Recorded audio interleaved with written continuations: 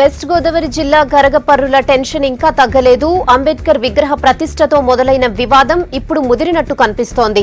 ఊరి నుంచి తమను వెలివేయడంతో పాటు సహాయ నిరాకరణ చేస్తున్నారని దళితులు అంటున్నారు. తమను పనుల్లోకి తీసుకోవడం లేదని చెప్తున్నారు. స్కూళ్లకు తమ పిల్లలను కూడా అనుమతించడం లేదని దళితులు ఆవేదనగా చెప్తున్నారు. ప్రజా సంఘాలు, ఎన్జీఓలు బయట నుంచి సహాయం చేస్తూ రోడ్డు మీదే వంటవార్పు చేసి దళిత కుటుంబాలకు భోజనాలు పంపిస్తున్నారు. సమస్యను పరిష్కరించేటందుకు పోలీసులు ప్రయత్నిస్తున్నారు.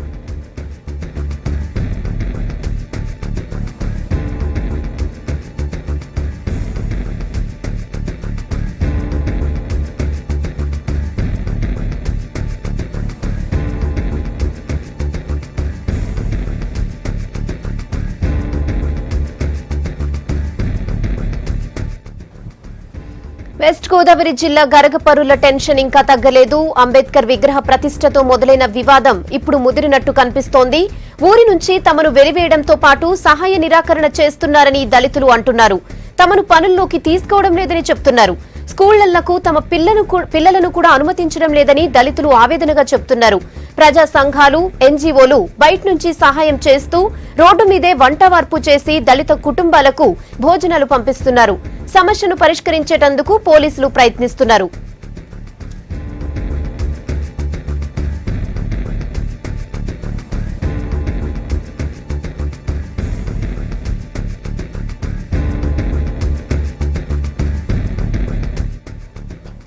ఇక అర్ధరాత్రి పూట దొంగచాటుగా దొడ్డిదారిన అంబేద్కర్ విగ్రహాన్ని పెట్టాలనుకోవడం వల్లే గరగపర్రుల గొడవ మొదలైందన్నారు పశ్చిమ గోదావరి జిల్లా ఉండి ఎమ్మెల్యే శివరామరాజు. తనను అడిగి ఉంటే అంబేద్కర్ లాంటి మహానుభావుల విగ్రహాలను అధికారికంగా పెట్టించి ఉండేవాణ్ణని అన్నారు. రాజులు, దళితుల మధ్య సమస్యను సామరస్యంగా పరిష్కరించుకుంటామంటున్న ఎమ్మెల్యే శివరామరాజుతో శ్రీనివాస్ ఫేస్ టు ఫేస్.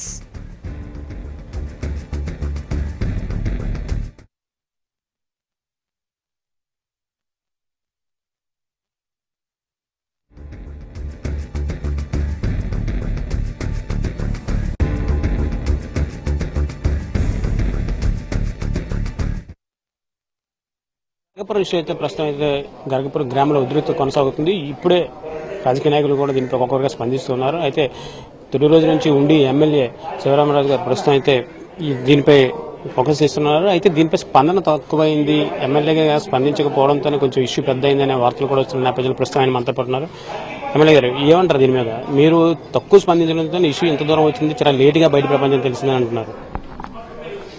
ఇక్కడ అందరూ కూడా అంబేద్కర్ విగ్రహాన్ని పెడితే పెట్టనివ్వలేదని చెప్పి అందరూ బయట వాళ్ళు వచ్చి మాట్లాడుతున్నారు. ఇక్కడ వాళ్ళు కూడా మాట్లాడుతున్నారు. అసలు అంబేద్కర్ విగ్రహం నా కాన్స్టిట్యున్సీలో ఎక్కడ పెడతానన్నా నేనే స్పాన్సర్ చేసి విగ్రహాన్ని పెట్టించే పరిస్థితి నాది. ఇక్కడ గరపూర్ గ్రామస్తులు రాత్రి 1 గంటలకు పట్టుకెళ్లి విగ్రహం దొంగసాటున ఒక సెంటర్లో పెట్టాల్సిన అవసరం, ఆ పరిస్థితి గ్రామంలో కానీ నియోజకవర్గంలో కానీ లేదు. ఇక్కడ జరిగిన పొరపాటు అర్ధరాత్రిగా పెట్టడంతో అక్కడ స్థానికంగా ఉన్న వాళ్ళు అబ్జెక్ట్ చేయడంతో పంచాయతీ వాళ్ళు తీసుకెళ్లి పంచాయతీ ఆఫీసులో పెట్టి సామరస్యంగా చేద్దాం అనుకున్నారు. తర్వాత సోషల్ బాయ్కట్ అనేది ఇక్కడ ఇష్యూ అసలు లేనే లేదు. ఇక్కడ అందరికీ కూడా పని ఉంటుంది, ఎవరి పనులు చేసుకుంటారు, అందరూ కూడా కంఫర్ట్ గా ఉంటారు. ఫస్ట్ వారం 10 రోజుల్లో కూడా ఇక్కడ వాళ్ళు ఎవరు కూడా అలా పనులకి రాలేదు. మేము పనులు చేయమన్నట్టు రాని పరిస్థితి ఇక్కడ ఏర్పడ్డాను. అప్పుడు ఆ రైతులు కూడా వీళ్ళ పనులకు రానప్పుడు మనం కూడా మన పనులు మనం చేసుకుందాం అనే ధోరణిలో కొన్ని సంఘటనలు జరిగినాయి. ఆ సంఘటనలని మనం యాక్చువల్గా సామరస్యంగా సరి చేసుకునే పరిస్థితి. ఎందుకంటే మీరు అందరూ బయట వాళ్ళు వస్తారు, వెళ్ళిపోతారు. రేపు పొద్దుట మేమందరం కూడా ఈ సామరస్యంగా ఇరు వర్గాలు కూడా కలిసిమెలిసి జీవనం సాగించాలి. అనుకోకుండా మధ్యలో కొంతమంది శక్తులు రావటం, వీళ్ళని ఇన్ఫ్లుయెన్స్ చేయటం, దాంతో కేసు బయట వాళ్ళు ఇన్వాల్వ్ అవటం, ఇది కొంచెం మిస్ అయింది తప్ప జనరల్ గా ఇష్యూ ఇక్కడ ఇబ్బందికర సిచ్యువేషన్, ఇబ్బంది పెట్టే పరిస్థితులు ఇక్కడ ఉండే అట్మాస్ఫియర్ కాదు. యాక్చువల్ గా క్షత్రియులు, రాజులు ఎప్పుడు 10 మందికి పెట్టి 10 మందిని చూసుకునే పరిస్థితి ఉంటుంది తప్ప వ్యతిరేకం చేసి ఇబ్బంది పెట్టి పరిస్థితులు ఇప్పుడు కూడా ఇక్కడ ఉండవు. ఇక్కడ కూడా గ్రామంలో మీరు అపోజిషన్ అవతల కూడా ఒపీనియన్ తీసుకోండి. ఇక్కడ సామరస్య వాతావరణం కావాలని అందరూ కోరుకుంటున్నారు. క్లియర్ గా చెప్తున్నారు సార్, మాకు పనుల్లోకి రానివ్వట్లేదు, ఫ్యాక్టరీలోకి రానివ్వట్లేదు, పొలాల్లోకి రానివ్వట్లేదు. స్థానికంగా ప్రజాప్రతినిధి నాకు తెలుసు కదా, ఏం జరుగుతుందో జరగకుండా నాకు తెలియకుండా ఏమీ లేని పరిస్థితి కాదు కదా. విగ్రహం దగ్గర ఇష్యూ మొదలైంది, మరి అదే వరుసలో మిగతా విగ్రహాలు కూడా ఉన్నాయి. ఆ విగ్రహాలకు లేని నిబంధన దీనికి ఎందుకు వచ్చింది? నేను చెప్తున్నాను కదండి, మీరందరూ కూడా బయట వాళ్ళు అంబేద్కర్ విగ్రహాన్ని పెట్టడంలో అబ్జెక్షన్ వచ్చింది అంటున్నారు. అంబేద్కర్ గారు మహానుభావుడు విగ్రహాన్ని అర్ధరాత్రిగా ఎందుకు పెట్టాలి? ధైర్యంగా మేమే ఎప్పటికప్పుడు ఎప్పుడు కావాలంటే ఎక్కడ కావాలంటే అక్కడ పెట్టుకునే పరిస్థితి ఉంది. ఆ పరిస్థితిని కాకుండా వీళ్ళు ఈ దొడ్డిదారిని చేయాల్సిన అవసరం ఉంది. ఉదయం పెడితే సార్ విగ్రహం, ఒక మహానుభావుడు విగ్రహం పెడితే ఏంటి? మహానుభావుడు విగ్రహం లాంఛనప్రాయంగా, ఒక సగర్వంగా, ఒక ప్రతిష్టాత్మకంగా ప్రతిష్ఠ చేసుకోవాలి అనేది మా ఆలోచన. ఇప్పుడు అరెస్ట్ చేయమంటున్నారు, ఒక ముగ్గురు అరెస్ట్ చేసి తప్పితే ఊరుకోమన్నారు. దాని అంటే సిస్టమ్ వీళ్ళు ఎస్సీ కేసు అనేది పెట్టలేదు, మొన్నే పెట్టారు. పెట్టిన వెంటనే ఇన్వెస్టిగేషన్ జరుగుతుంది. ఇన్వెస్టిగేషన్ ఎస్సీ కేసులో వెసులుబాటు ఉంది. ఇన్వెస్టిగేషన్ చేయకుండా ముందు అరెస్ట్ చేసే సిస్టమ్ లేదు. ఆ సిస్టమ్ ప్రకారం జరుగుతుంది. కలెక్టర్ గారు కూడా ఇన్వెస్టిగేషన్ చేసి అరెస్ట్ చేయమన్నారు. తర్వాత ఏమో పీస్ కమిటీ వేశారు. అంబేద్కర్ బొమ్మ పరిష్కారం రాబోతుంది. పరిష్కారం సామరస్యంగా పరిష్కారం అవుతుంది. ఈ ఇష్యూని బయట ప్రపంచానికి తెలియజేయకుండా కొంతకాలం జాప్యం చేయడం, ఎమ్మెల్యే కోసం విమర్శలు అయితే ఆయన అంగీకరించే పరిస్థితులు లేరు. అలాగే అరెస్టులు చేయడం కూడా అంత ఈజీ అయిన విషయం కాదని చెప్తున్న పరిస్థితి నెలకొంది. మరోవైపు దళితులు అరెస్టులు చేస్తే తప్పితే కానీ మేము మిగతా చర్యలు ఏమీ కూడా ముందుకు వెళ్ళమని దళితులు అంటున్నారు. విజయపర్సన్ భాస్కర్, శ్రీనివాస్, 360 గరగపురం. అతను ఏంటంటే మానిపించలేదు, అతను అలాగే కంట్రోల్ చేస్తున్నాడు డ్రైవర్. అతను నిర్బంధించారు. నేను ఎందుకు మానిపించాడు? ఆ చేసిన తప్పేంటి నాకు చెప్తే నేను మానిపించేస్తాను. వాళ్ళు ఏం చేశారు, దేని గురించి మీరు ఏలేసిన దాని గురించి నాకు సారాంశం కావాలి. దాని గురించి మీరు ఎవరొచ్చంటే నేను ఇతను మానిపించేస్తానంటే మేము అంతా తీర్మానం చేసుకున్నాం.